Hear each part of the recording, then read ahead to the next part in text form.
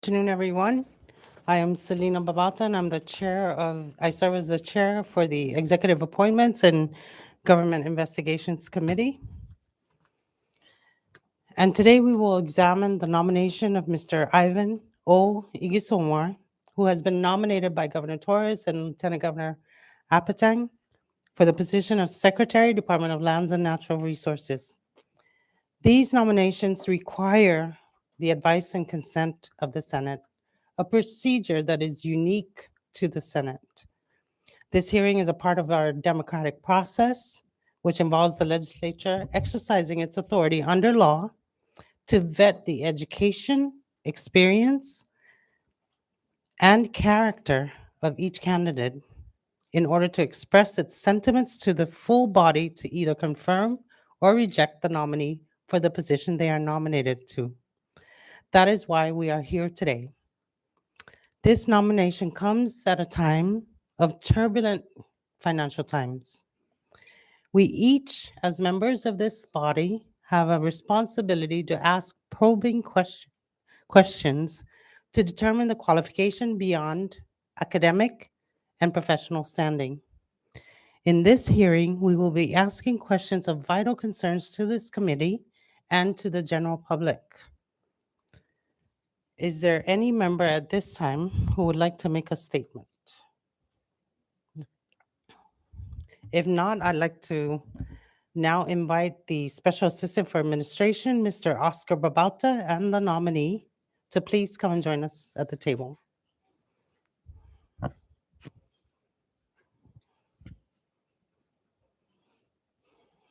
It is standard procedure that a representative from the administration introduce the nominee to the committees, officially nominating and introducing the nominee. You may proceed, Mr. Babauta. Thank you again, Madam Chair, for the opportunity this afternoon. I know that we had one this morning for DCCA. Likewise, I am very honored and privileged to be given this opportunity by the administration. First of all, I'd like to say buenas tardes and tiro. Paiso to you, Chairwoman Bauta, and your esteemed honorable members of the EAGI this afternoon. For the record, my name is Oscar M. Babauta, Special Assistant for Administration, representing the Office of the Governor. On behalf of Governor Arnold I. Palacios and Lieutenant Governor David M. Apatang, wish to thank you and offer you an express of Sidus Masi the opportunity to appear before you today. I'm here to introduce the Governor's nominee for Secretary of Lands and Natural Resources, DLNR, Mr. Sylvan O. Igisomar, Olopa Igisomar. Mr. Igisomar is an experienced professional with over 20 years of public service in natural resources and emergency management services, and is no stranger to DLNR. He served as a quarantine inspector for the Division of Agriculture many years back, a wildlife specialist for the Division of Fish and Wildlife, before becoming the director of the Division of Fish and Wildlife in 2006, where he served until 2010. He was also a biologist for the U.S. Fish and Wildlife Services and served as an assistant emergency management coordinator and the assistant Americans with Disability coordinator for the Nueces County, Texas. Did I pronounce that right? And emergency management, and also as an emergency management planner for the Washington, D.C. metropolitan area. He is also a graduate of the Northern Marianas College, Colorado State University, and a Grand Canyon University alumni himself. Governor Palacios and Lieutenant Governor Apatang places their full trust and confidence in Mr. Gisomar ability and capabilities to serve as Secretary of Lands and Natural Resources. His professional experiences, credentials, and commitment to serving the Commonwealth in this capacity makes him a valuable and viable candidate, as you can probably testify or witness through his submission of his personal, professional, and academic resumes. I know he now stands ready to answer your questions and present his plans for the future on behalf of the Department of Lands and Natural Resources and altogether with the administration's goal and vision to benefit the people of the Commonwealth of the Northern Marianas Island. Thank you, Jesus Moses and Galiso Remy, for all of you for the opportunity to introduce him to this august body. Thank you again. And if I may further, Madam Chair, and perhaps I guess Mr. Sommer would best answer your qualifying inquiry this afternoon. And the administration of Governor Palacios and Lieutenant Governor Apatang also expressed their full support and confidence in this august body to effectuate an expedient and smooth confirmation process. And it is their fervent hope that the committee would recommend a full confirmation with the full Senate. Jesus Masi again, Madam Chairwoman, and members of this esteemed committee. And I will let it be now to our nominee, Mr. Gisoma. Good afternoon, everybody. Jesus Masi, Mr. Babauta, let me take a step back a moment and take care of some administrative matters. Um, the committee appreciates minimal distractions while in session, so we ask that everyone please silence all your electronic devices at this time. And also just wanted to let you guys know that we are streaming live on local cable channel 23 and our NMI legislature Facebook page. I also want to caution you that if for any reason we need to go on a recess, Facebook will continue to stream live, so they'll be able to see what's going on in here, just to let you guys know. And this morning we had public comments offered for the nominee this morning, Miss Maggie Sablon, and I will do the same for this nominee. So I would now like to open the floor for public comments.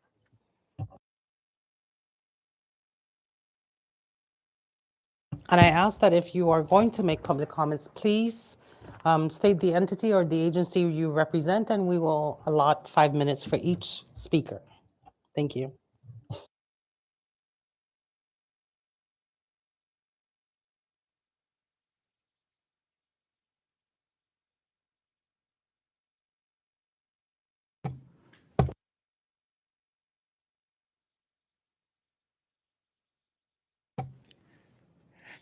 And esteemed members of the 23rd Legislature and Executive Appointments and Government Investigation Committees.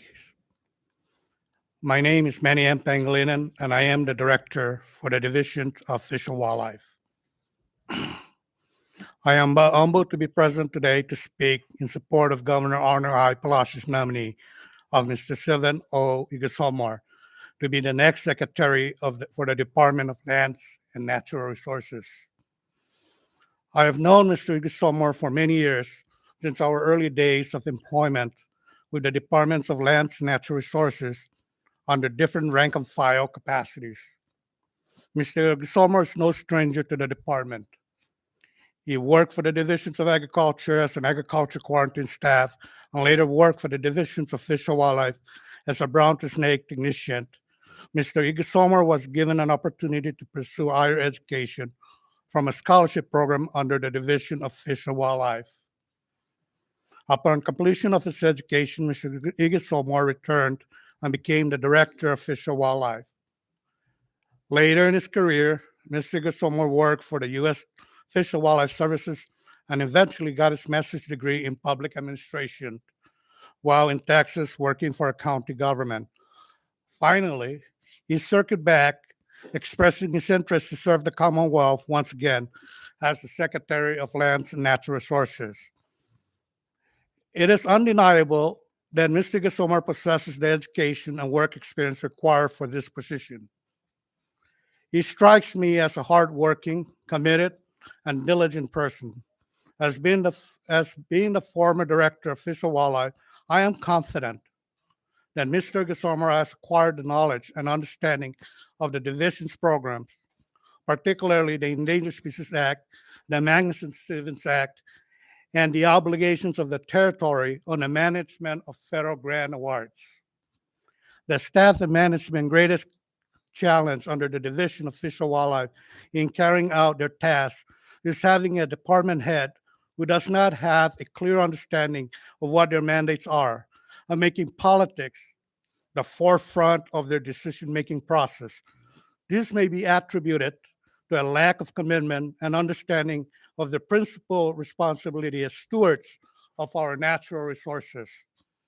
With his many years of experience working in different capacities in natural resources fields, I am hopeful that Mr. Gisomar will provide positive leadership to the DLNR staff and management. Working in the conservation field is a challenge itself. It is not new that people advocate for what they believe in. People advocate for freedom, discrimination, equality, and disability, but we advocate for the species. If it is not for the conservationists, what would be the status of the species today? In the era of progression, the need to clear land to make way for economic development, to provide for community landscape and infrastructures, and to make space for homestead. The problem the species facing today seems overwhelming. A nominee like Mr. Hugo Sommer, who has worked in the trenches, worked his way up the ladder, and understand the programs and challenges, and can strike a balance between development and conservation, is fitting for the job of the Secretary of Lands and Natural Resources. In closing, I want to thank you, Madam Chair, and esteemed members of the 23rd Legislature on the Executive Appointments and Government Investigation Committee for affording me the time to express my support for Mr. Gisomar to be the next Secretary of the Department of Lands and Natural Resources. I humbly ask for a vote of confidence in favor of his confirmation. Thank you, Mr. Pangilinan. The floor is still open.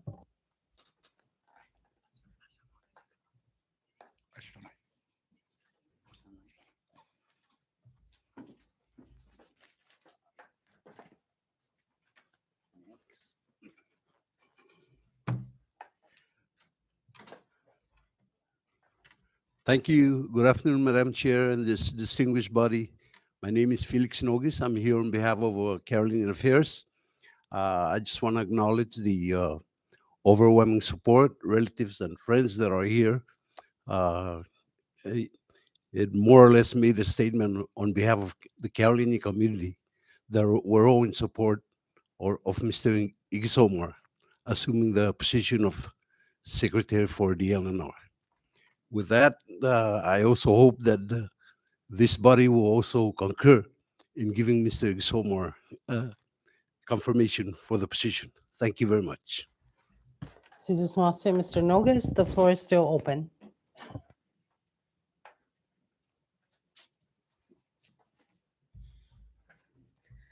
Madam Chair and honorable members of the Senate, my name is Lisa Stokowski. I am the former Endangered Species Program Manager.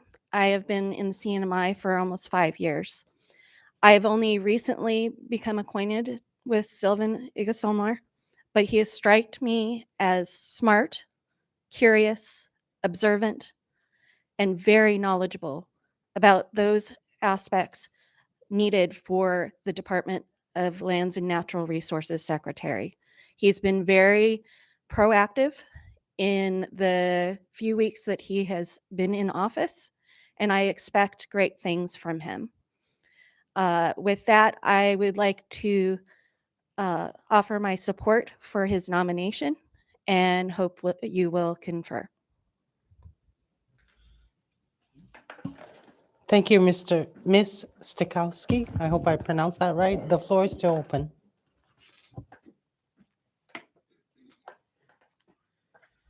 Good afternoon. My name is Floyd Motska. I'm here on behalf of being a citizen of the Commonwealth and also a former, besides that, being a former Western Pacific Fishery Management Council Island Coordinator.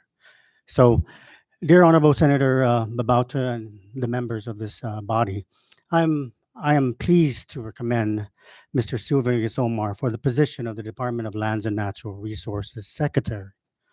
I have known and worked with Mr. Igisomar for several years during the time at the CNMI Division of Fish and Wildlife, and as a former employee with the Western Pacific Fishery Management Council.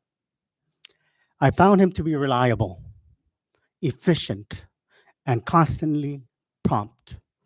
In fact, he's one of those individuals who gives so much attention to details.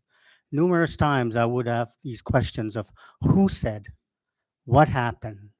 So all the H's and W's, in other words. Also, his willingness to take on difficult projects, as well as the task of becoming the DLNR secretary. He continues to repeatedly impress me over the years. With that said, I am confident that Mr. Gisomar is the most deserving individual for the position of the DLNR secretary. With his experiences and his characteristics, he will do well in leading the Department of Lands and Natural Resources. He is definitely mission ready, gun ready.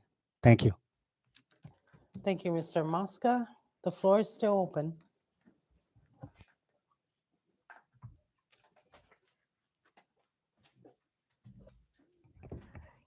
Good afternoon, Senators. Patty Coleman, representing Northern Marianas College Cooperative Research, Extension and Education Services. With his experience as a biologist, emergency management planner, research monitoring and quarantine coordinator, and fish and wildlife administrator, and his leadership versatility, Mr. Igasomar is uniquely qualified for this position. If the CNMI truly wants to catalyze local agriculture and local food production, we need all of the agencies, all of the scientists, and all of the technical experts, and especially all of the producers all at the same table. And with all of that, what we absolutely, without a doubt, need is strong leadership. And I believe on behalf of NMC CREES that Mr. Igasomar will lead his department and will play a critical role in increasing local food production and local agriculture across the CNMI. Thank you very much for your time and consideration. Cesar Mossi, Ms. Coleman, the floor is still open.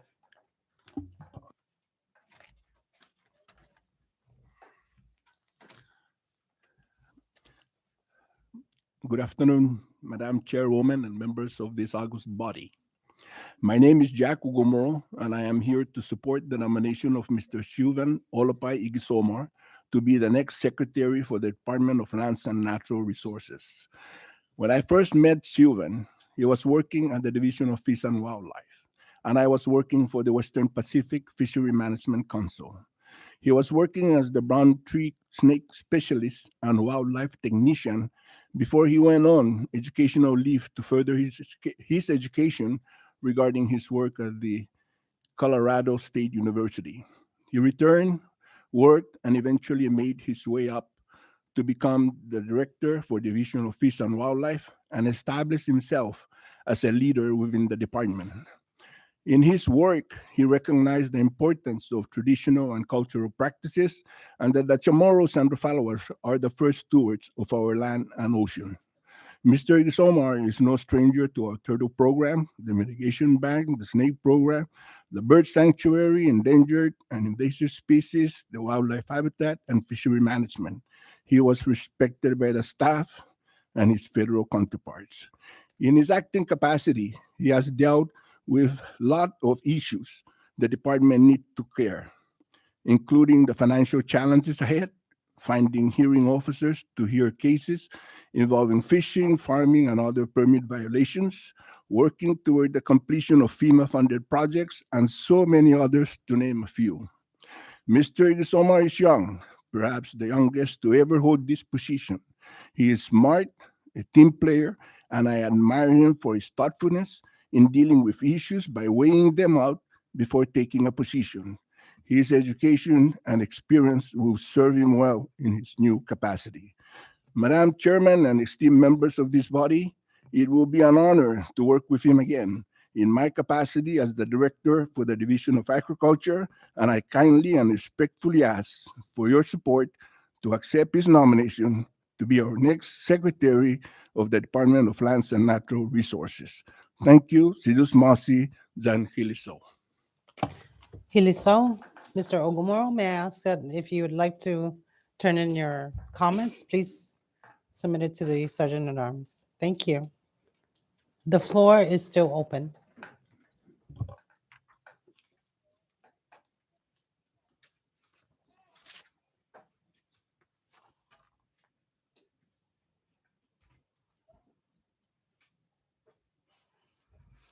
Hafaday and Tiro, Chairwoman Babalta, and members of this esteemed body. My name is Vina Azuzu, and I appear in my personal capacity to provide this testimony in support of Honorable Governor Arnold I. Palacios and Honorable Lieutenant Governor David M. Apateng's nomination of Mr. Sylvan Igisomar for Secretary for the Department of Lands and Natural Resources. Mr. Igisomar has invested many years building his professional qualifications and expertise. He has modeled professional tenacity and determination, starting his career as an entry-level professional in the natural resource field, then pursuing his post-secondary education in his persistence to continue to advance his career.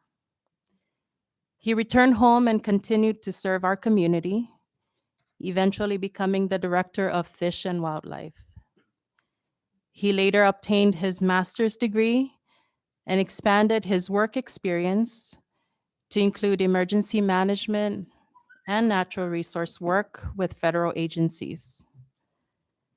His extensive background is complemented by his remarkable work ethics and work style, which can be described as focused, strategic, measured, assertive, resourceful, and success-driven.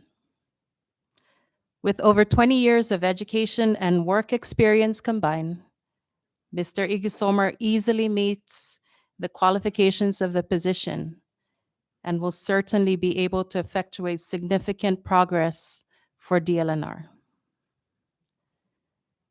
I have known Mr. Igisomar for practically my entire life. I hold such high esteem for him, not just because of our familial relationship, but primarily because throughout our adult lives, I have come to witness his upstanding character. A man of integrity, he strikes an important balance between being direct and being understanding, and between being practical and being adaptable. As a native son of the CNMI, Mr. Igisomar is deeply committed to our community.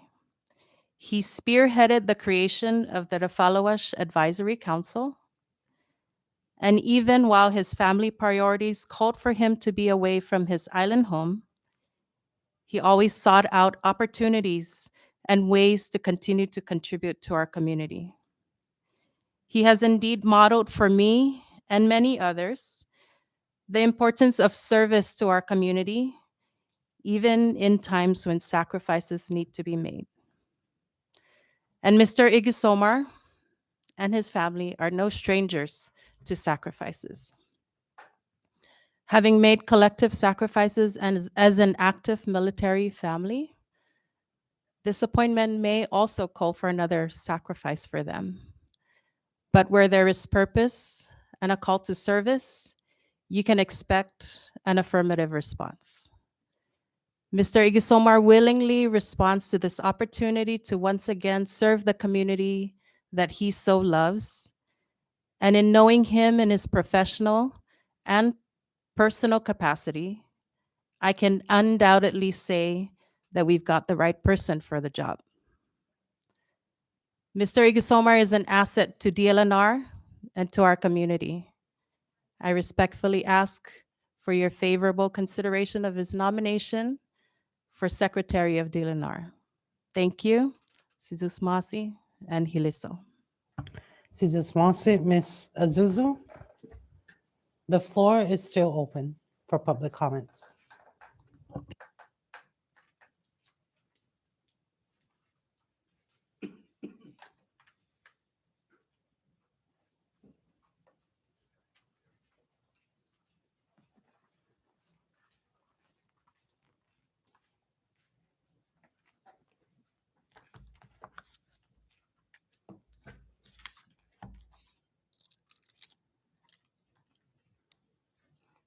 Good afternoon, honorable senators. My name is Rosemary Camacho, and I am here as a member of the community in support of the nomination of Mr. Sylvan O. Igisomar for Secretary of Lands and Natural Resources. I am also an employee of the Division of Fish and Wildlife under the DLNR. I have known Sylvan for about 25 years, having met him in the late 1990s when he was a technician for the brown tree snake interdiction program under the DFW. Sylvan was then, as he is now, an inquisitive, driven, and focused person who looks at every situation already wired towards improving the situation or resolving the issues and/or barriers impeding his achieving his goal. While he was a full-time DFW employee, he attended classes and completed his AA degree right here at NMC. All the while, he took the initiative to connect with people from every age group, job classification, and personality type.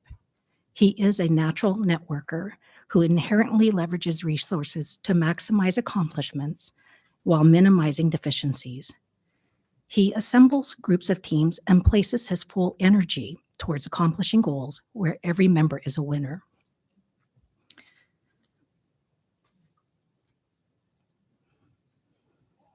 Sorry, nervous. Sylvan never takes his eyes off the long game, always thinking how to make strides towards excellence. Excellence in performance, professional growth, and personal goals. He was able to sell the idea to allow him to take advantage of a U.S. Fish and Wildlife federal assistance grant aiming at increasing local capacity in the field of marine biology, despite the fact that his only background was in terrestrial side of research. He successfully secured an amendment to broaden the scope of scholarship. Furthermore, based on his demonstrated character and performance, he successfully secured funding support from OIA's Brown Tree Snake Interdiction Program, and Sylvan successfully completed his degree at Colorado State University in Natural Resource Management. When Sylvan returned to DFW, he accepted the call to head the division as director. At the time he took the helm, he immediately faced unprecedented challenges, such as the first austerity furlough Fridays, severely underfunded programs, extremely late vendor payments resulting in denial of services, a rigid, high-risk status for the largest programs and projects under DFW, and an audit report with a corrective action plan calling for approximately $278,000 in question costs. Never one to shy away from difficult situations, he tackled the low-hanging fruit first. It was the painstaking recreation of about $275,000 to avoid a federal payback. The balance was for costs that were clearly ineligible expenditures, so he reimbursed the federal program for those costs. It should be noted that this corrective action plan and the question costs stemmed from decisions his predecessors made. That didn't matter to Sil because a problem for the CNMI is a problem for all of us. So he does everything he can to fix it. He is always excited when he gets a win because the win that CNMI wins, it's a win for all of us and for everybody who calls the CNMI home. Our federal partners recognized his character and they developed relationships that have grown into lifelong friendships, which he is blessed to hold on till this day. On the foundation of these strong partnerships, Sylvan was able to move the needle substantially on our designated high-risk grantee status, from having to submit itemized requests for every expenditure, regardless how small, and raise the threshold expenditures of $1,000 or higher.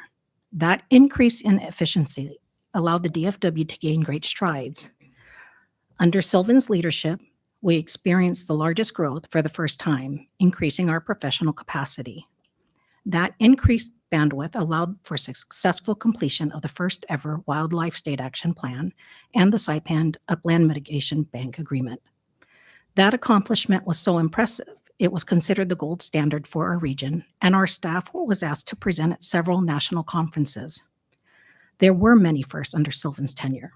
First director to serve as a cabinet member alongside a secretary, first to represent the CNMI on Military Buildup Task Force, first director to inspire our federal partners to issue communique to the CNMI to consider establishing directors as a permanent position towards continuity of programs, first to launch land acquisition grants to support conservation, and equally noteworthy, the first DFW to obtain a clean audit.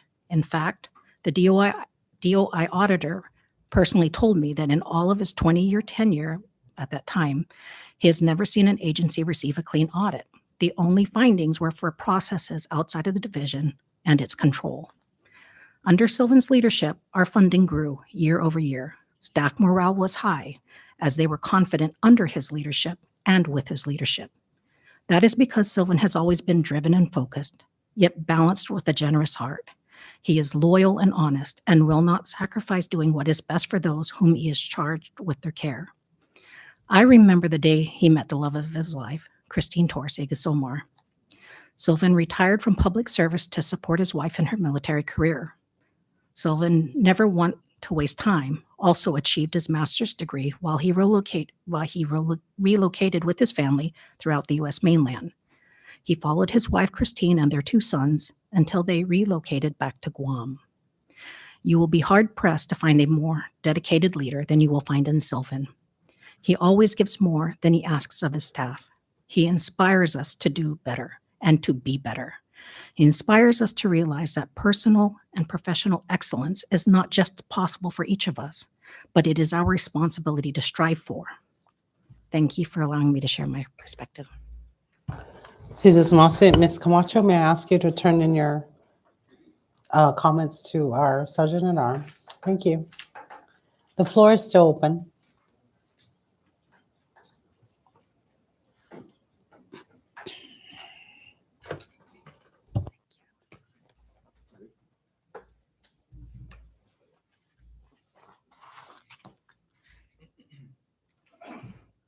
Hafide and Tiro, members of this committee. My name is Christine Torres Igisomar, and I appear before you today as a private citizen and resident of the CNMI. Thank you for the opportunity to provide testimony on behalf of Mr. Sylvan Igisomar, who is nominated for the position of Secretary of the Department of Lands and Natural Resources.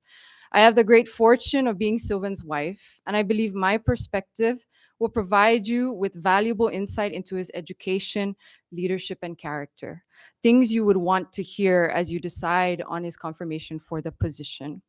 I will start with his education.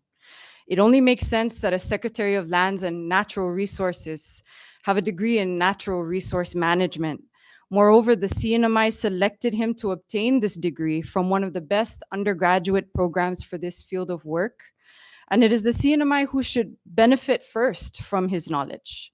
This education, coupled with his advanced education with his Master of Public Administration, his extensive experience as Director of the Division of Fish and Wildlife here in the CNMI, Assistant Emergency Management Coordinator for Nueces County, Texas, biologist with the U.S. Fish and Wildlife Service here in the CNMI, and contractor for the Federal Emergency Management Agency, or FEMA, make him the educated and experienced choice for this secretary position. Since I first met Sylvan 15 years ago, I have had a front row seat to observe his leadership style. Prior to our marriage, I remember visiting Fish and Wildlife often, and I recall a clean, well-appointed, and welcoming office space where it was obvious that morale was high and employees took pride in their workspace and the work they were doing for the CNMI. The only reason why Sylvan did not continue on as director after 2010 was because he married me, and he willingly retired from public service and embarked on this journey to support me in my own career. Since then, I watched as he, an outsider, was able to rally the support of the government officials who ran Nueces County, Texas, population 350,000. The South Texas region is a tight-knit community where generations of local families have the say-so in government matters. Sylvan, although not from Texas, understood how to speak to people and engage them in a way that made them feel valued. This is how he was able to manage a $1 million program with the full support of county leadership.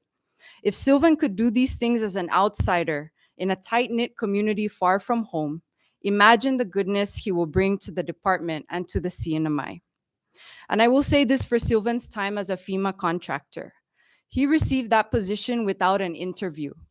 I watched as the CEO of the consulting group hired by FEMA offered Sylvan the job based on his resume and reputation alone. His reputation in the highly competitive Washington, D.C. area was enough to land him a lucrative position with a respected government contractor that continues to do work today with various federal agencies. I'm excited for the employees of the Department of Lands and Natural Resources. Those who come to work willing to work hard and do right by the people of the CNMI will find no better mentor and enabler than Sylvan Igisomar. He is calm under pressure, speaks honestly, however brutal, if it means doing the right thing at the right time. I personally have benefited from his mentorship and support of me in my own career, and I am confident he will be an asset to his department and the CNMI government as it navigates this austere time. And I will say one more thing about his character. In the past 13 years of our marriage, my career has taken me to the far-flung places of the world, from the Middle East to literally the North Pole. In those times when I was far from home and sometimes unable to be reached, Sylvan stayed home and was the primary caregiver for our 2 young boys, doing the school drop-off, medical appointments, and even the cooking and cleaning. What this says is that there is no such thing as men's work and women's work in Sylvan's mind. There is only our work. Imagine the type of goodness this will bring to the department, where people are enabled and empowered to do all kinds of work to better the CNMI, again, in this austere time. Members of this committee, Sidus Masi, Megiliso, for the opportunity to address you today and for your consideration of Mr. Sylvan Igisomar as the Secretary of Lands and Natural Resources. Mrs. Igisomar. The floor is still open.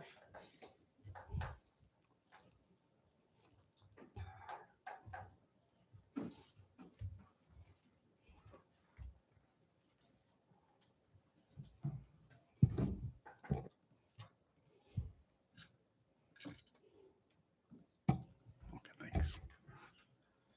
Good afternoon, Tiro Chair, honorable members. I was gonna leave it to end with Mrs. Igisomar, but I got so inspired. I've known this gentleman on a more of a personal capacity. But listening to the professional acumen that was outlined today, I have only one thing to say. Sylvan is home. Excuse me. Oh, May my I ask name you to is please state your name Mark for the record? Rabaliman. For the And- record, Madam and- Chair. And the agency you represent. No, I'm here or- on a personal capacity. Jesus Masi, I think you're also nervous aside from. No, I got so excited. Sorry. Okay. No, I wanted to just come and lend my voice to this nomination and just simply state to the committee that he is truly the son of the CNMI, and he's finally home, and he's this is the right nomination, and I encourage this committee for the expeditious confirmation of Mr. Sylvan Igisomar. Olomai, Hiliso. Piliso, Jesus Masi, for your testimony. The floor is still open.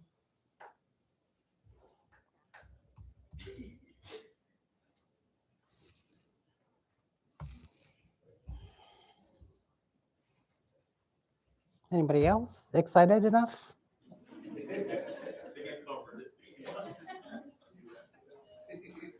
If there are none, we will proceed with the question and answer portion of this hearing. And may I please ask Mr. Igisomar to rise and raise your right hand while Mr. Macaranas will administer the oath to you. Sylvan O. Igisomar, you do solemnly swear under the penalty of perjury that the testimony you shall give in the matter at hand shall be the truth, the whole truth, and nothing but the truth. I do. Thank you. Mrs. Masi, you may be seated.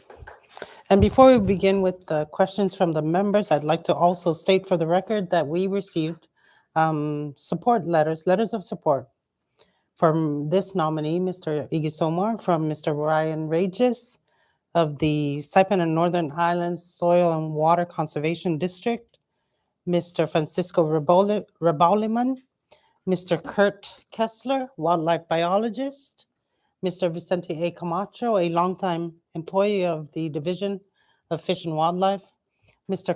Scott Voigt, I hope I pronounced his name right. He is a biologist from Anderson Air Force Base, Guam, Miss Margarita R. Olopai Taitono, Mr. Francisco Aldon, Mr. Floyd Mosca, and Mr. Manny Pangilinan. Thank you. At this time, we will open the Q&A portion.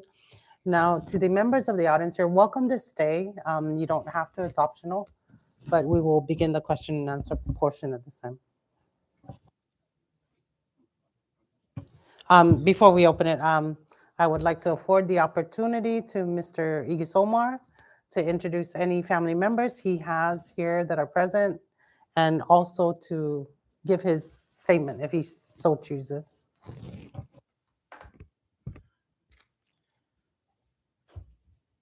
Tiro, Faisro, and Hafaday, Honorable Chairwoman, Babauta, and honorable members of this committee.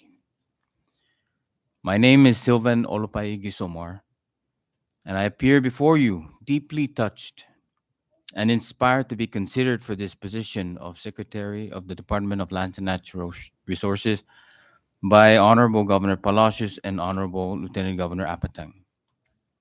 I wish to extend my deepest respect and appreciation to the Governor and Lieutenant Governor, and I am eager to confront the department's challenges under their very capable leadership.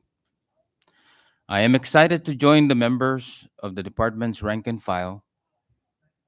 I have deep respect and admiration for the able, dedicated, and courageous men and women who serve our community in the department day in and day out, often in the face of danger and at personal risk, sacrifice. To them, I pledge my utmost support, dedication, and solidarity. My appreciation also goes out to my friends and family who support my appointment to this post, most of who have already gone before me to express their support. For those who are unsure of my abilities to perform, I ask for your indulgence. I look forward to demonstrating my commitment and abilities with concrete and measurable results.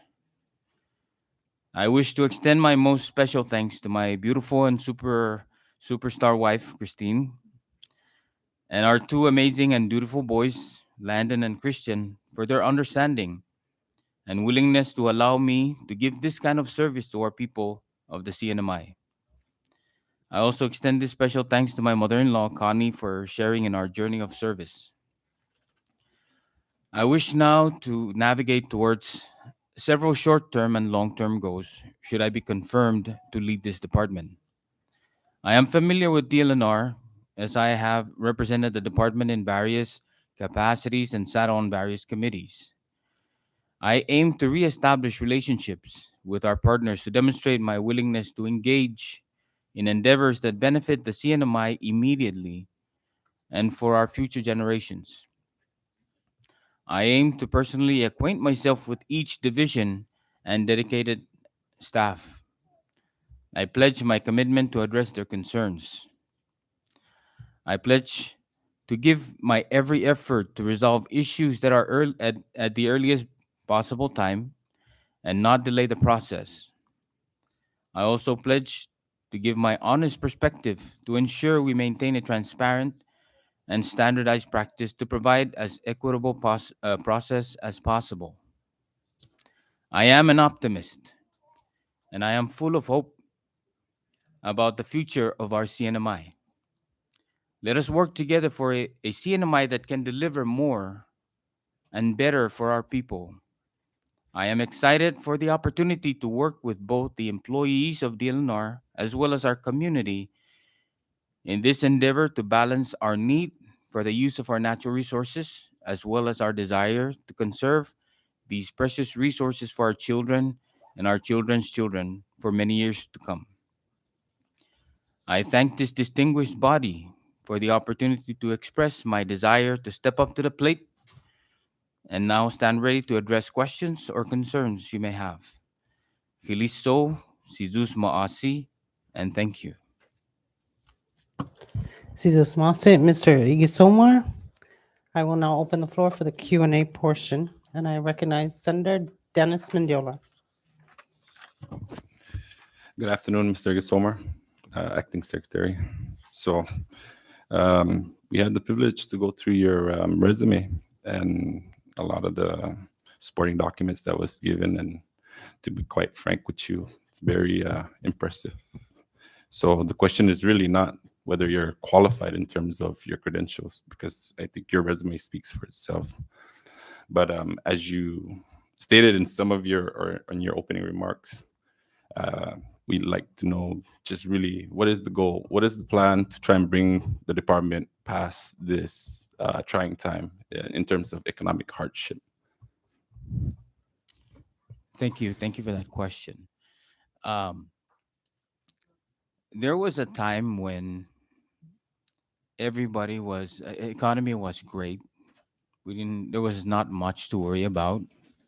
Um, and we just went about our business um, merrily. That is not the case today. Uh, and I am I am not new to the times that we are in now. I think we experienced the first uh, sets of austerity measures as I was director of Fish and Wildlife. So as I did then, and I'll do the same now, is to leverage those relationships that I have developed along the way during my career and try to bring in more money from outside, as well as work with the current heads of departments here to come up with creative ways to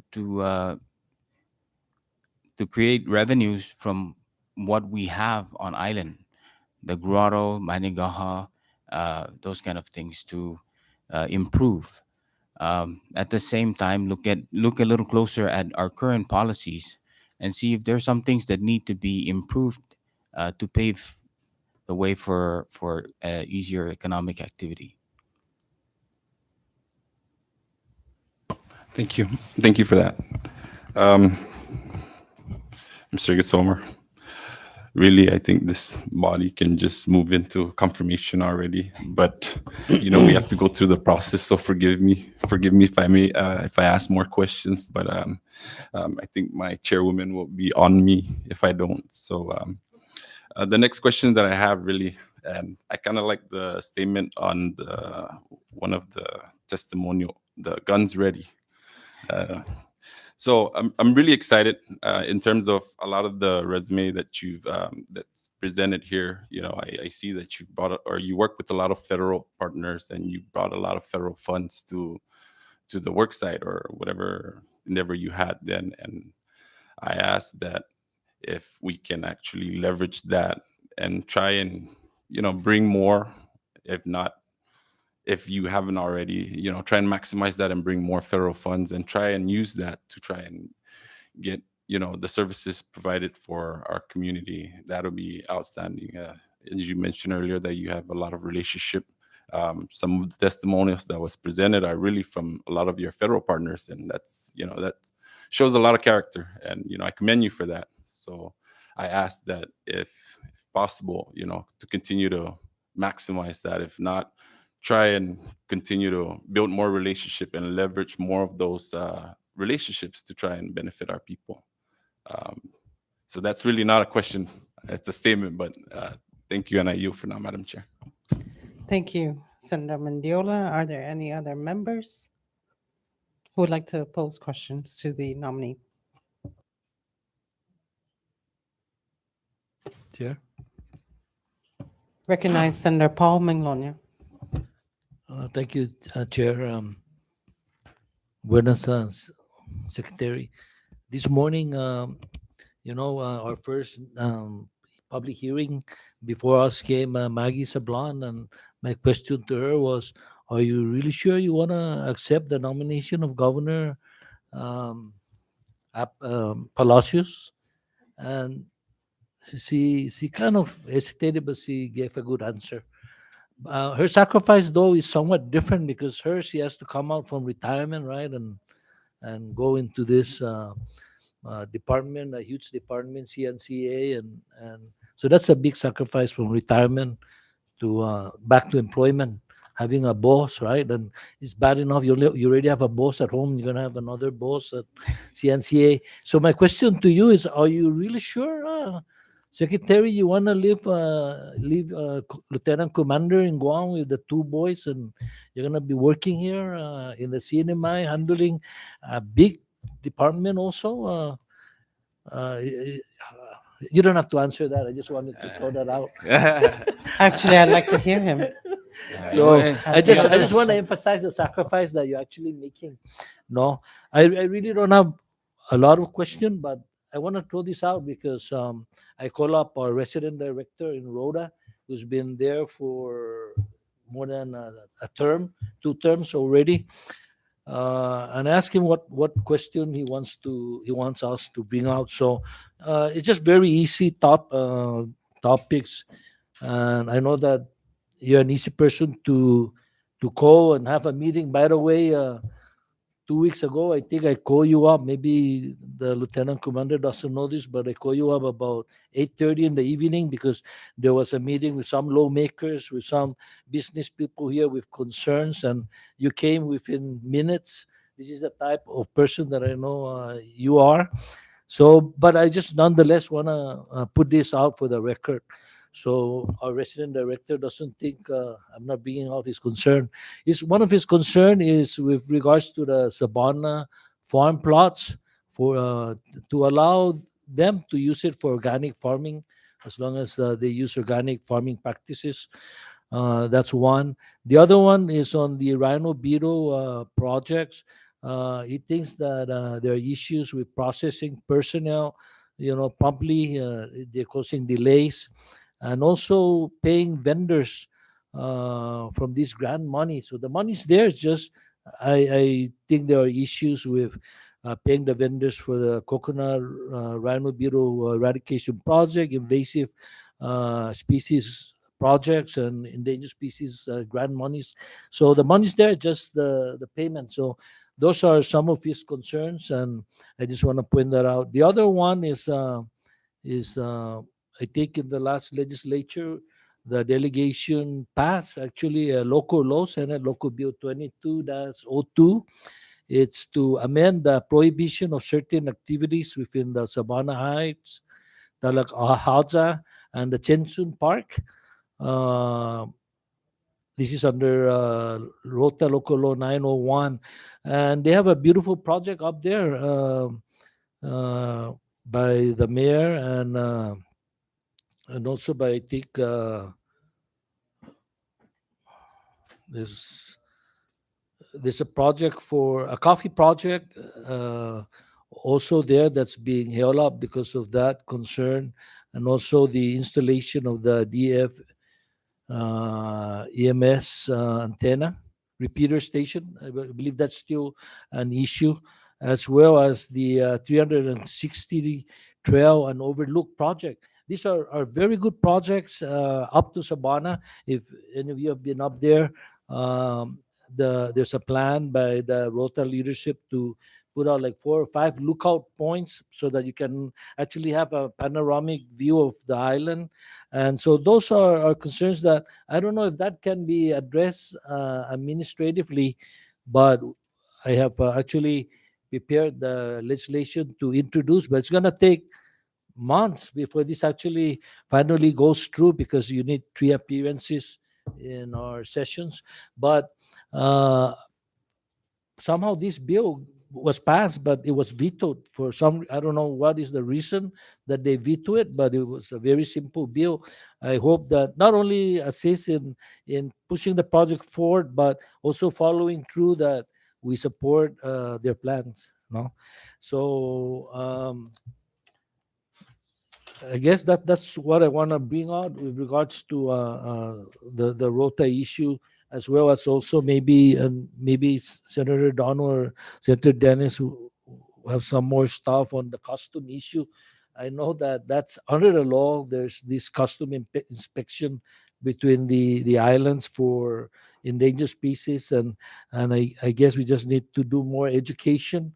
I think a little bit more education on that, so people appreciate that, or at least understand, or have a procedure that everybody knows. And so I'll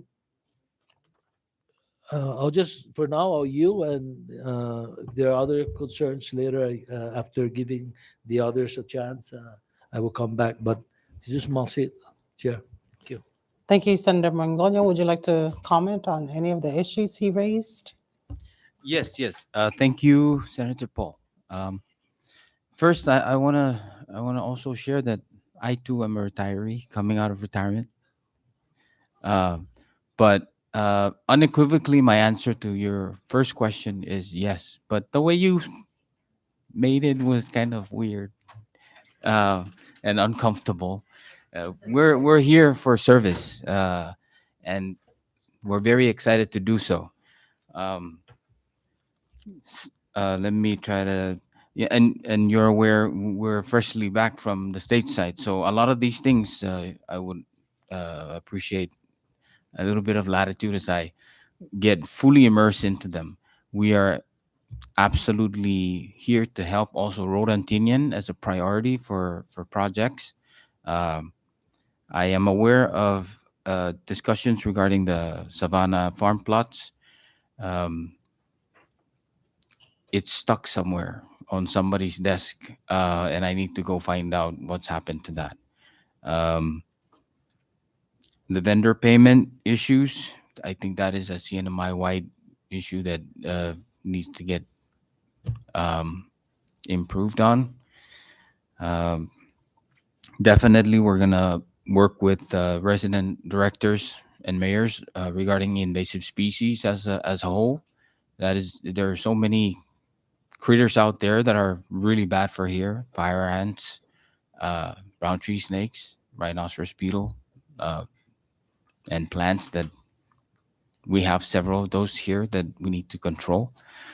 Um, and I'm engaged with folks at the federal level to try to leverage funding as invasive species is a huge concern, and there's pots of money out there that can be had.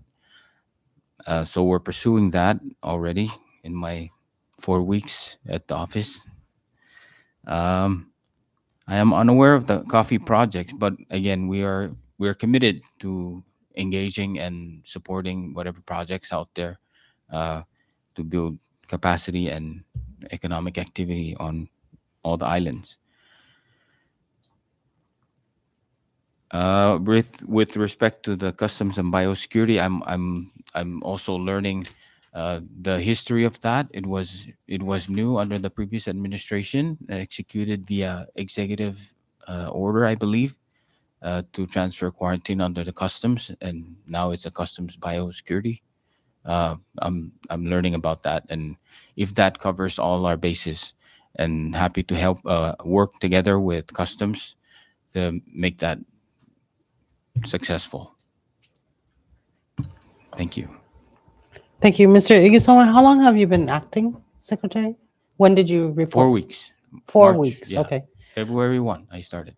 Okay. Senator Paul, you still have the floor.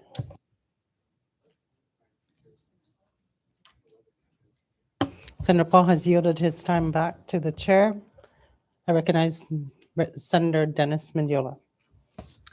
Just a follow-up question, Mr. Gasomar. I'm actually interested because we have with us all this transition report. So I'm just actually interested to see if you've read that transition report. I am aware of the report. As I said, this is my 4th week on the job. There are immediate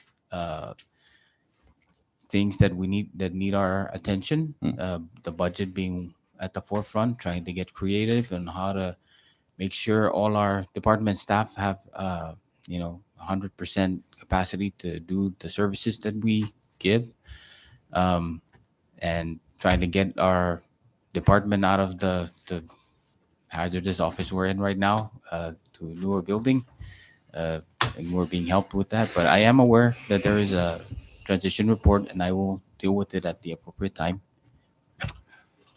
Thank you for that. So I guess it's not really a question because you are aware of it, and I'm sure you're crafting up plans to address them. So but I just want to point out something that really came to us that's really alarming. It's really the Insular Affair intervening, requesting to terminate an employee as a result of us losing grant funds. I don't know if you're aware of that, but maybe not a question, but more of a statement for you to just kind of look into more and kind of try and get to the bottom of that as we are, facing financial difficulties. I think we can't be affording to lose any grant funds. Thank you. You for now. Thank you, Senator Mendiola. Anybody else? Recognize Senator Donald Magnolia. Thank you, Madam Chair. Good afternoon, Acting Secretary. I think just going back to Senator Paul's comment regarding the recent inspection, is that correct? The inspection that's being done at the airport. I know you kind of mentioned biosecurity, but I think it's more on the conservation officer side. Recent random inspections regarding passenger cargo and the like. So, I mean, just for the sake of making, clarifying this for the people, the traveling public, do you know anything about that? I am not very familiar with that, but I'll look into it. Okay, so you're not aware that there's been this inspection going on currently? I am aware, as I used to be a quarantine inspector, that those types of inspections, if there are suspicion that something is happening, we do have fanihi, turtles, and things like that. And if folks call it in that there is some concern, the officers can have the authority to go in there and take a look. Okay. Another thing that I wanted to bring up was the Parks and Recs employees. Have those already been transferred out currently? Which I know there was a discussion going on that the employees under Parks and Recs will be placed back to DPL. That is incorrect. So nothing. That's one of the things that I was able to accomplish between when I started and today is come up with a memorandum of understanding with the Department of Public Lands as we're looking at the budget, and there's a 20% shortfall that we're going to get that support from Public Lands to carry that shortfall and then some for some operational costs. Okay.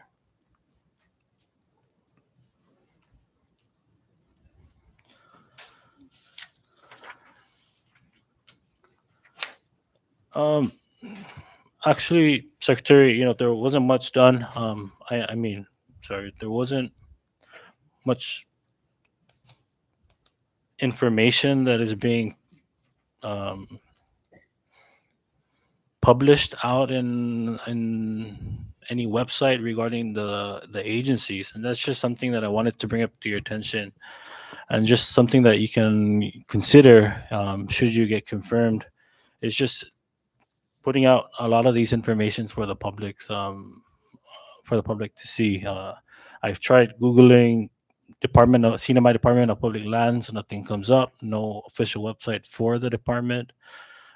Even just looking at the citizen censure report, just trying to prepare for this hearing, there's nothing that was published for fiscal year 22 because a lot of for example, the citizen censure report kind of gives a snapshot of what the department has gone through in the past fiscal year and what the plans are, immediate plans for the upcoming fiscal year.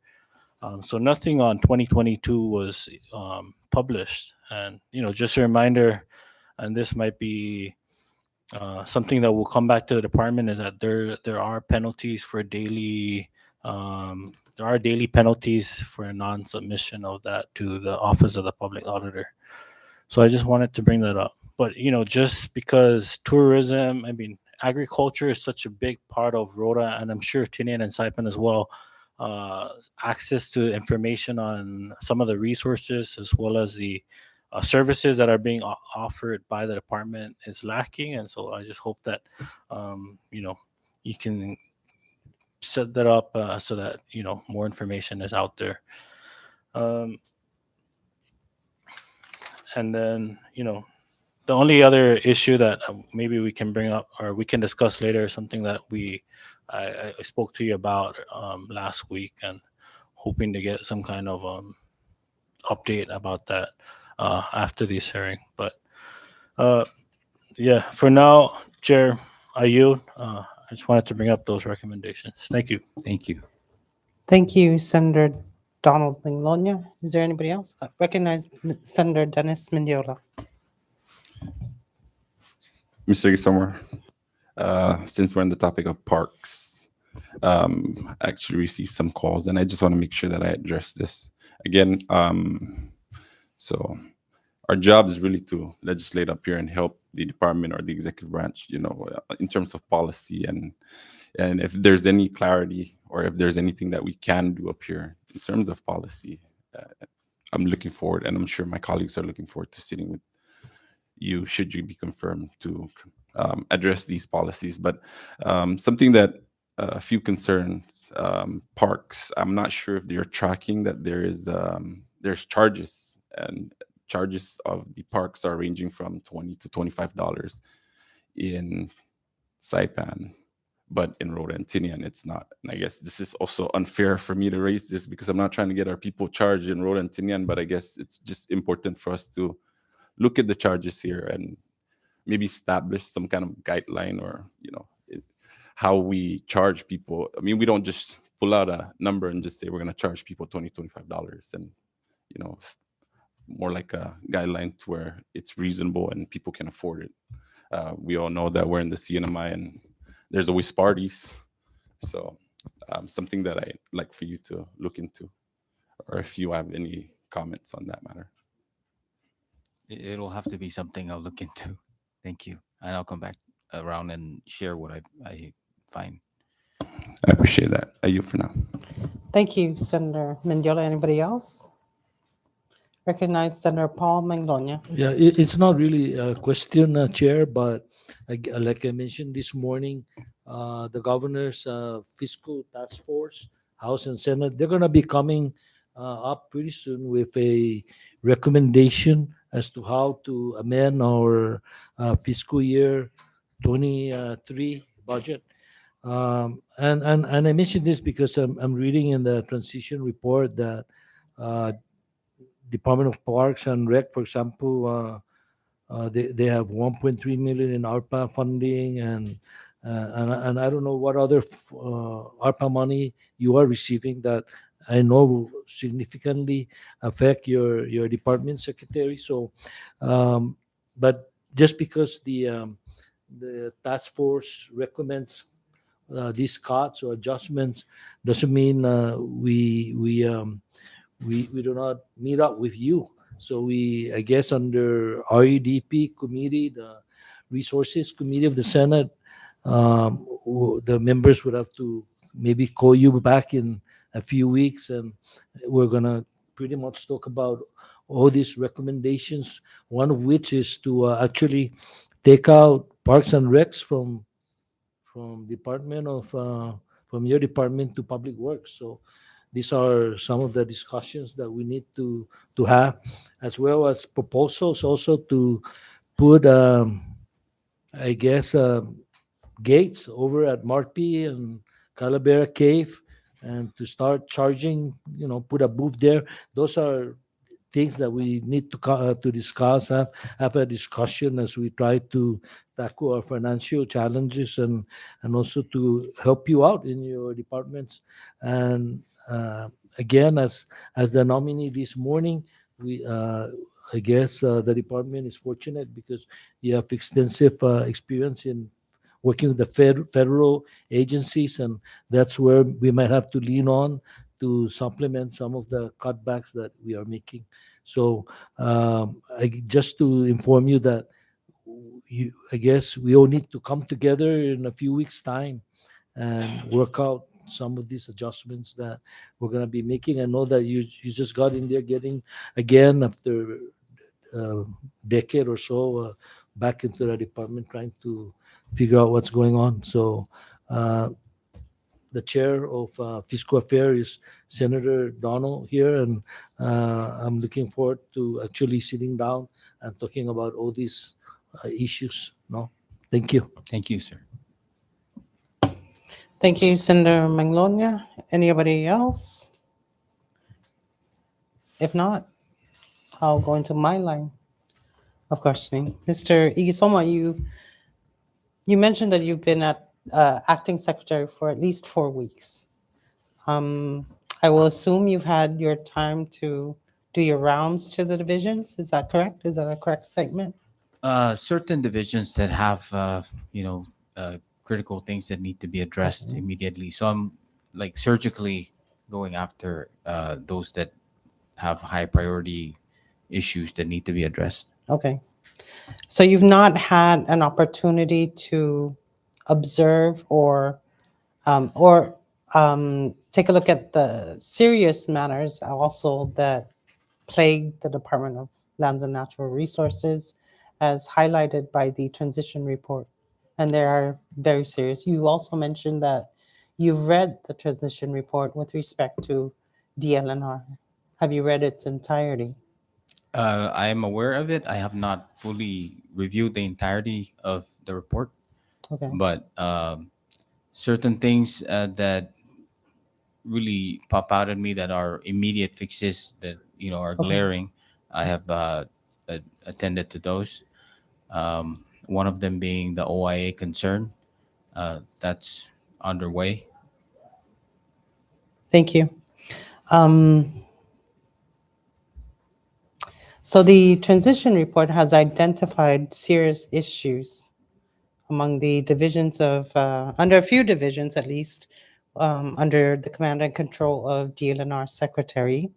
Some of those issues identified include the intervention of the OIA office, instructing the former secretary to terminate an employee. And I consider that to be a very serious concern when a federal agency is now telling the CNMI government to terminate one of their employees. They also include low morale among employees in certain divisions, serious reports of theft and burglary of government property within the divisions of DLNR, and the loss of this equipment prohibits or inhibits employees to perform their duties, and that I speak directly to the Parks and Rec division. The loss of federal grants due to non-compliance, and as an individual who is very familiar with federal grants, this is highly unacceptable. It's merely a report that they're asking for, and we have lost significant federal funding that was once availed of by DLNR. And I know this is not during your time, but I'm raising these concerns because it also concerns the legislature. Since you've been appointed, what affirmative actions have you taken to address some of these issues? I'd like to hear from you. Thank you. So, as I mentioned earlier, one of the immediate things that we had to deal with was the issue with the ARPA funding and the budgeting. I realize that there are glaring things in the transition report, and I pledge to you that I will get to them. Right now, it's ensuring that we still have people in boots to carry out the services, ensuring that we spend the money that we currently have with the Office of Public Assistance that's been sitting there for over almost 2 years. Kind of was very shocking to me. So that's another thing that I immediately engaged with folks at the PA office and got them out. Some of them already brought out engineers to start doing drawings. It's almost 2 years, and we have almost $2 million that's just sitting there. And so there's all these different things and meetings with grantors, obviously with their concerns, uh, and trying to understand and absorb all the things that have gone on before my time. There's been quite a bit, um, but I assure you that it is my intent to get to the bottom of all those things that are in the transition report and get us to a better place, uh, whatever it takes. Thank you, and I appreciate hearing that from you, because they are serious matters. Like I said, part of them include loss of government property. Yes. And that's very serious. What is the current status of the rehabilitation or construction of its damaged facilities, the Parks and Rec? They're housed in a tent right now, and that is not an appropriate That is correct. office or Uh, home, if you would. So at the moment, Mhm. uh, It just makes the government liable for serious understand. issues. So at the moment, three offices, three agencies share one office. That's the secretary's office, myself, and less than 20 folks that work under me. Division of Lands and Registration, and Parks and Rec, all down there at lower base. So the current status of the Parks and Rec office in Esperito is, um, we just recently had the A&E folks come out to start making measurements and things like that. It sat there doing nothing. So my aggressive engagement with folks has at least garnered that there's movement. Um, so at the same time, we're also trying to secure office building space up here at the Capitol Hill area to rehabilitate and have the department staff and management move into. So as a follow-up to that, is the 450,000 that was given to Parks and Rec to rebuild or restructure their damaged building, is that at risk at this point? I know it was at one point. Uh, Based on your conversations with, we're able to submit extensions on time. Okay. So we have some breathing room, and Okay. then there's action on that now. that's good to hear. And then you mentioned the Public Assistance Office and how they've been sitting on funds, and I understand and I share your frustration because we are equally frustrated, and you're familiar with grants. Some agencies here in the government, sad to say, that they treat grants as savings accounts, and that's not how grants work. You need to spend that money in order to get more money. So I hope you take a look at the grants that were lost to DLNR and try and reestablish those, because those are critical funding that actually fund positions and operations for many of the divisions under DLNR. I wanted to ask you, is the Sabalu market under the DLNR jurisdiction, the funds? Well, one clarification. I did not mean to say that the Public Assistance Office sat on things. I don't know who caused the delay. Was it the department? Was it them? All I'm doing right now is pushing that thing forward so we can spend those money and get our people into their facilities. The Sabalu market, um, the extent of my knowledge is that they request the place for them to conduct their activity at, uh, to the department. I don't know if they pay um, fees to utilize the space. Uh, that's a good question. I will go back and find out. Okay, thank you. What about the Managaha landing fees? Is that under your control? My understanding, no, that is 100% public lands, Okay. and I don't know who else share in I that. remember there was this squabble between DLNR and Oh, yes. DPO with respect to the Managaha fees. Good to know. Are you familiar if DLNR has any revolving funds? I believe there are some. Yes, I'm aware of a couple. Okay. And what have those funds been used for? Um, one of them we're planning to use to augment the 20% shortfall for some of the staffing within the department.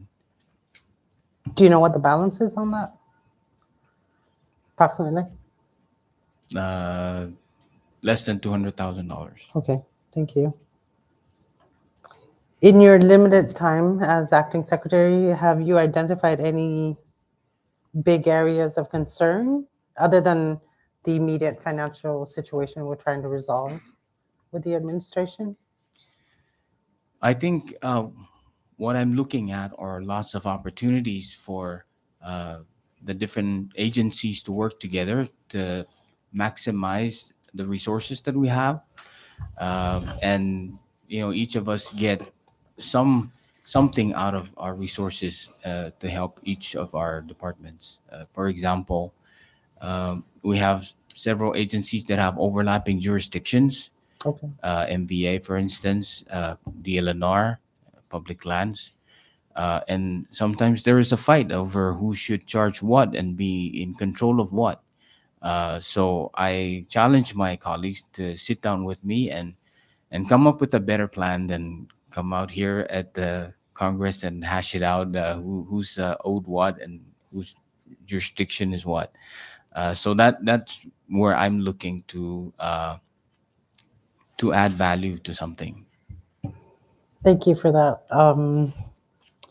Some of the serious concerns identified in the transition report include the loss of the NOAA Joint Enforcement Agreement and the lack of yearly certification for your conservation officers. What are your plans to try and get that funding back and get the certification needed for your conservation officers to be carrying firearms?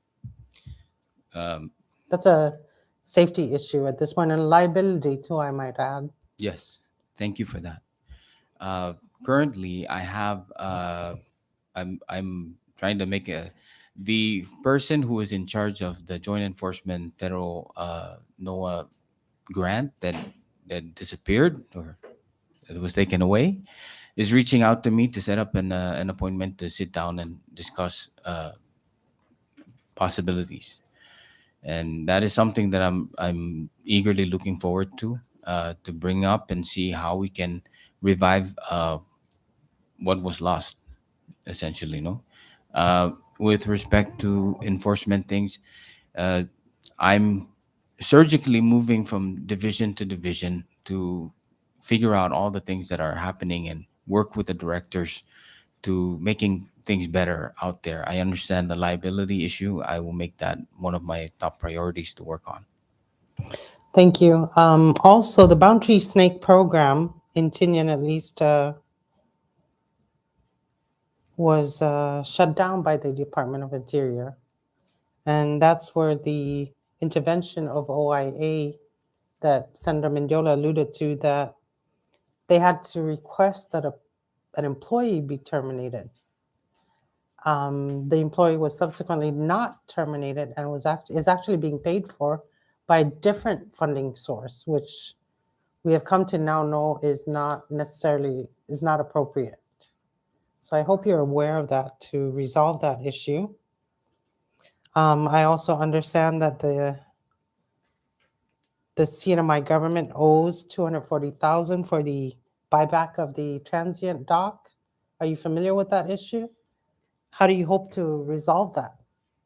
Given the bleak financial situation, we can't be owing money to previous debts. There's just too much liability in that.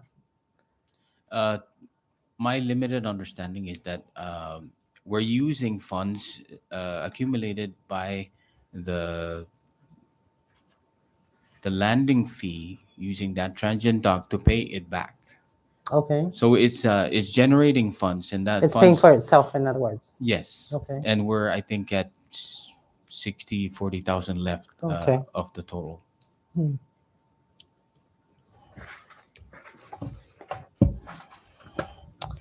There's also a concern highlighted in the transition report that employees are being hired without the minimum qualifications, such as a high school diploma. And I'd like to bring that up to your attention. Also, police academy certification is required for the conservation officers, and there's been some instances in the recent past where employees were hired without the minimum qualifications of a high school diploma or a police academy certification. And that will pose problems, I think, for you down the road should you be confirmed. There's also issues of missing firearms, vessel logs. So I have a question. I'm intimately familiar with the Querida, the vessel, water vessel.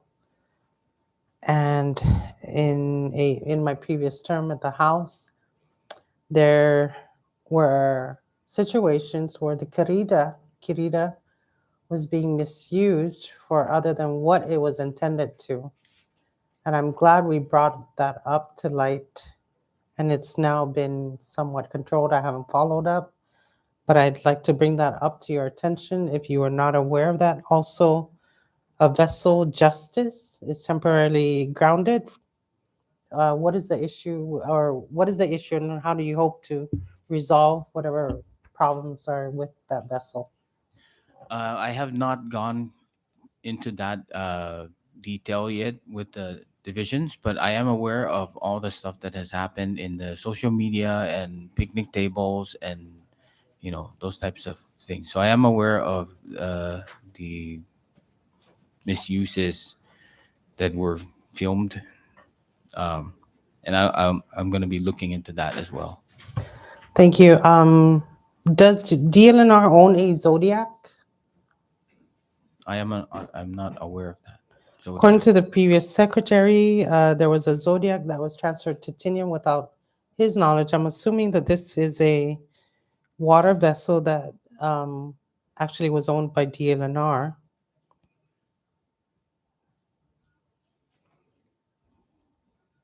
So I hope you look into that. Yes, I will, ma'am. Thank you.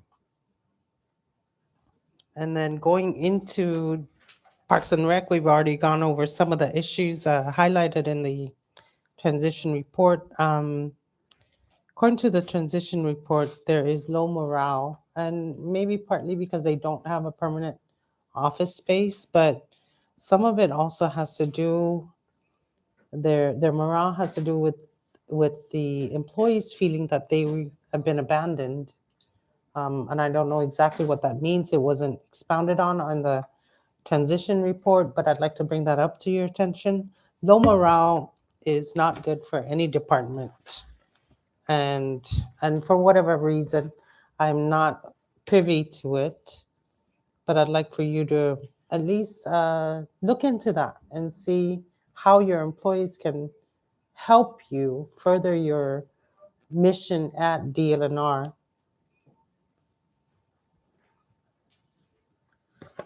And then on to agriculture. There were a couple of things highlighted in the transition report, most especially one of the glaring things that came up to my mind was the heavy equipment. Says here a Hyundai dump truck was purchased just a couple of years ago, and there already seems to be problems with that engine. It should probably still be under warranty, just to bring that up to your attention. A payloader donated by the Army Corps of Engineers is in the process of being served out to a private company, a private quarry company, I might add. Do you know the status or why that is happening? Not at this time, Madam Chair. I'd like for you to please give us more insight on that once you do, because I find that interesting. There's also findings in the transition report about employees not being treated fairly, and this is for the Division of Agriculture. The farm plots in Cagman. There are 31 applicants and only 13 are active, 18 are inactive due to lack of employees needed to clean the lots. Out of 31 applicants, only 4 are meeting the requirements or the usage requirements. And the lots are being subleased to non-locals. I think that violates some agreement that DLNR came up with. So I'd like to follow up with you later on about the status of that. And in fact, it's currently under review at the Attorney General's office for possible litigation, just so you're aware of that. And that could certainly, if we can avoid litigation at any point, it's always a good thing for the government. I agree. That's all I have. Are there any other members? Recognize Senator Paul Manglonia. Thank you, Chair. I just want to say that I hear the secretary saying that the issues like between public land and DONR and especially in the agricultural area, and actually, Chair, I'm working on a resolution actually, because right now the legislature is being faced with a lot of these public land leases renewals before hotels or golf courses. And as you know, a few years ago they amended the law, and now those that are expiring can actually come in and ask for extensions up to 55 years, right? And I'm concerned because a lot of times DPL will just execute an agreement, and for public contribution they just come up with last minute ideas. And I think that for me, I think that DONR should come in here with, as well as the other nonprofit or other organizations or agencies that deal with our local farmers and fishermen, right? So the idea here is actually a resolution to ask you to coordinate with this group. What are the issues that we need to address when we address these public land leases, the renewals?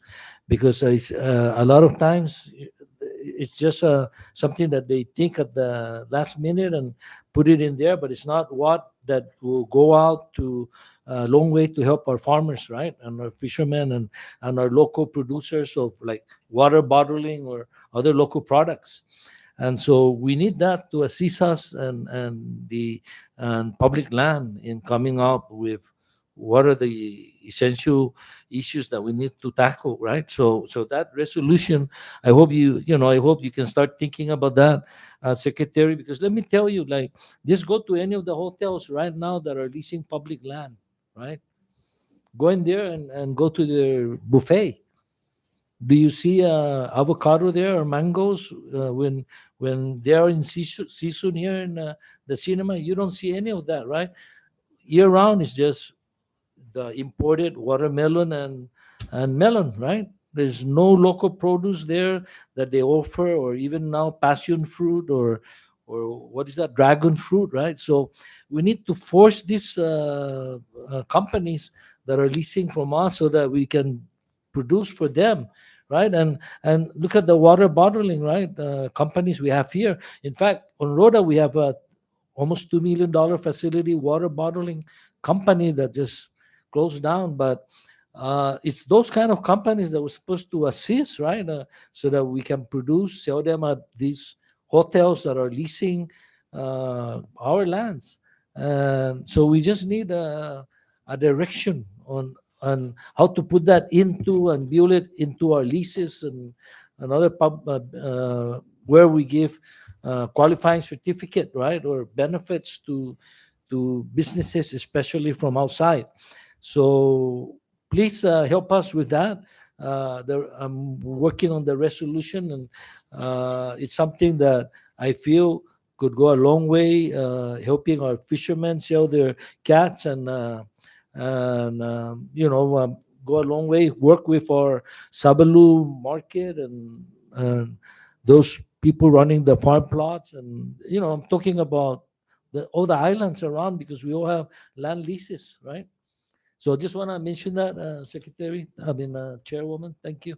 Thank you. Thank you, Senator Yes. Paul. One question I forgot to ask you. What are your plans to streamline the permitting process? I know that Fish and Wildlife was taken out of BECQ one-stop permitting office.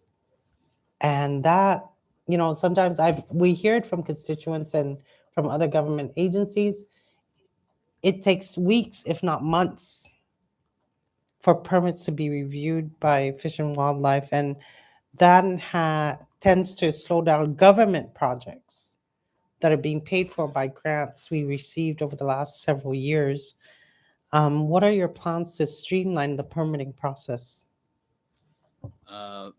Number one, we'll be getting the Fish and Wildlife back into the permitting process, the one-star permitting process.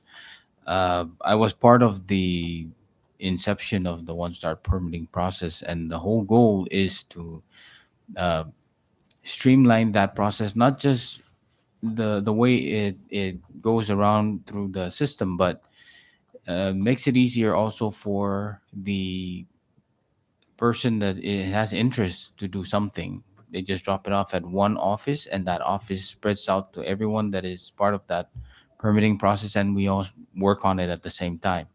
I'm not sure what happened that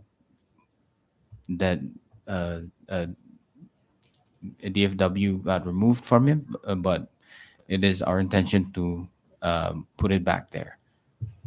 And then, as far as the permits and the timelines, when I hear about it, I do something about it. If I don't know about it, because I'm out somewhat outside of the process. When it's brought to my attention, I do something about it. Move it Thank you. along. Thank you. Recognize Senator Mendiola. Thank you, Chair. I sat in your seat, Mr. Gasoma, and it's like drinking water through a fire hose. It's going to be a lot at one time, and I'm not going to try and get too much into the transition just because I know that 4 weeks in. But I do like to ask about if you're aware of any SOP on firearms. Am I aware if Does there the are department- SOPs for firearms? I believe there was one when I was director at Fish and Wildlife. I'm not aware that that's changed. So my assumption would be that there is one. Okay. The reason why I asked this question, and I guess there was a issue a couple years back with one of the conservation officer taking their lives, or their life. And I think the challenge here, the concern that was brought to my attention is that, the way the whole situation was handled, and maybe something that you can look into as far as trying to outline a little bit clarity on the way we handle firearms. And one of the things that I've realized moving from Saipan to Rhoda and looking at Tinian is the differences in standard operating procedure. And I'm not sure why that there's differences, but I think that the promulgation of for the law, the standard operating procedure should be promulgated here, and it should be unilateral, or it should be the same everywhere, right? So I guess it's just something that's very prudent for us to have, especially dealing with firearms. Should there be an issue that litigation or court litigation comes about it, I think that's one of probably the avenues where we can probably get hurt financially. So I just wanted to put that out there. I agree. Thank you. We'll look into Thank that. you.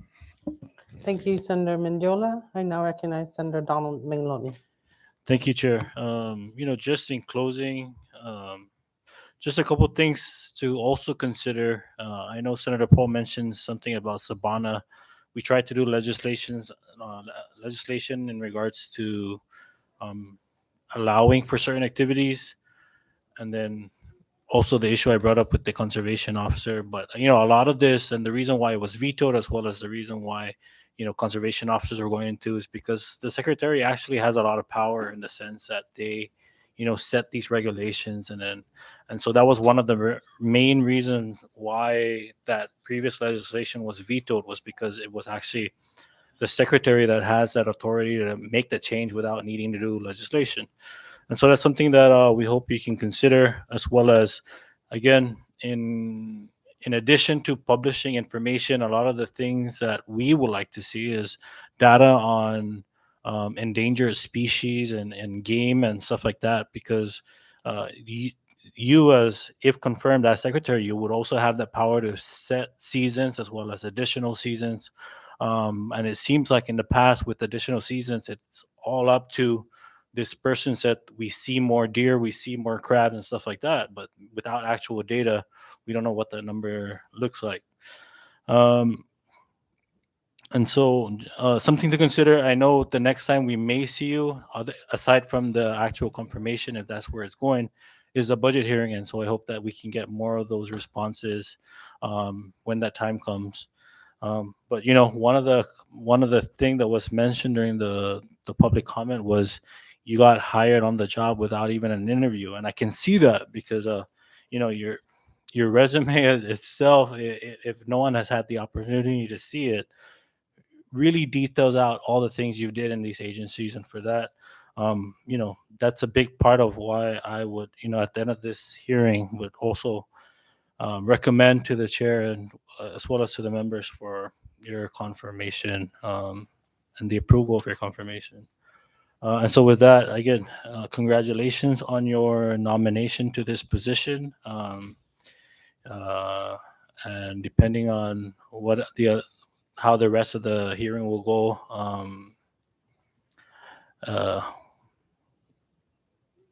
we hope to get more of these answers come June or July of this summer when we come again. But we can definitely schedule another meeting. I know that the budget, there's a proposal on a new budget revision, and so that's something that we can also discuss once that has been proposed to the legislature coming from the administration. And so with that, Chair, I yield. Thank you, Senator Manglonia, and I recognize Senator Dennis Mendiola. Chair, Mr. Gisomar, after hearing the chairman of Fiscal Fair speak, it sounds like we're already voting in here. So, I want to just go ahead and make sure that I'm not left out in stressing my, support. I mean, I think we can all agree here that your resume, and I do know your wife. I spoke to her and several occasions about recruitment and all this stuff, and the passion with your family, serving our people. I see it through her now that I finally met you. I can see it, and then I see your resume. It's almost like asking you questions. Better you ask me questions. So I want to go ahead and stress your our sport, and my sport too. Now, I'm looking forward to this voting, and I think that you are the right man for the job. Thank you. Thank you very I much. appreciate both senators from Rhoda for speaking on my behalf. Is there anything Senator Paul would like to say before? I wish they would have told me that we were free to offer support. That's what I can tell my good friend from the beginning. Thank you, Madam Chair. Susan Moss, Senator Paul, I guess this closes the Q&A portion of the hearing. I will afford you a closing statement if you so choose to do so before I close up the meeting. You may proceed if you'd like. I have none, ma'am. I'm ready to work. Susan Moss, Sylvan, I want to commend you for rising to the challenge and the call to back to active service with DLNR. You're a retiree of that department, and I'd like to thank you for taking on the call, rising to the call of that. But before we close out, there's no question, Mr. Igasomar, that you possess the educational qualification and the wealth of experience that comes with that. And it is my privilege to tell you this, that this committee has determined that you meet and possess the necessary educational, professional, and experience and character that comes with that for the position of Secretary, Department of Lands and Natural Resources. You have demonstrated the commitment to lead DLNR in a direction to guide a major department in our central government. Therefore, it will be this committee's privilege to make the recommendation to confirm your appointment to the full Senate body at an appropriate time. Caesar Small sit. Thank you. Thank you very much. You are hereby dismissed.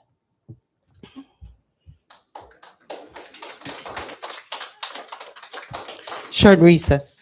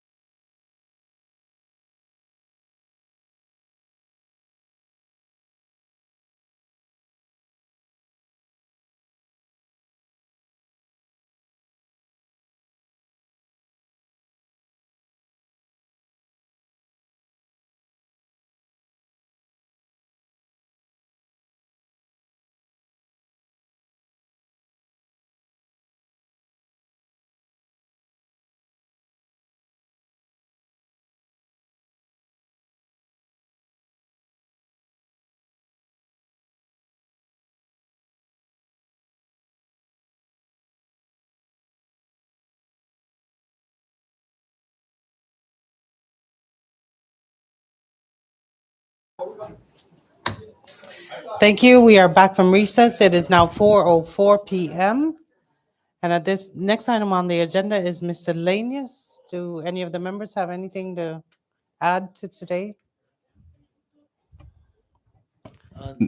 Recognize Senator Paul Winglonia. Yeah, not on the matter today, but just on the boards and commission, the other boards and commissions, if we can somehow in the next meeting include 2 or 3 so we can be moving them out there.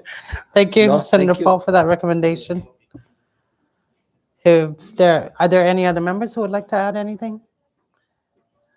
Recognize Senator Donald Winglonia. Thank you, Chair, as well as any, just so that when the next time we meet, whether it be in the office, I think we need to also consider which are the ones that we would need to do on the other islands, just as a heads up, or so Okay. that we can plan accordingly, whether it be the Tinian or Rhoda to conduct any of these hearings, if the committee decides to hold it on those islands.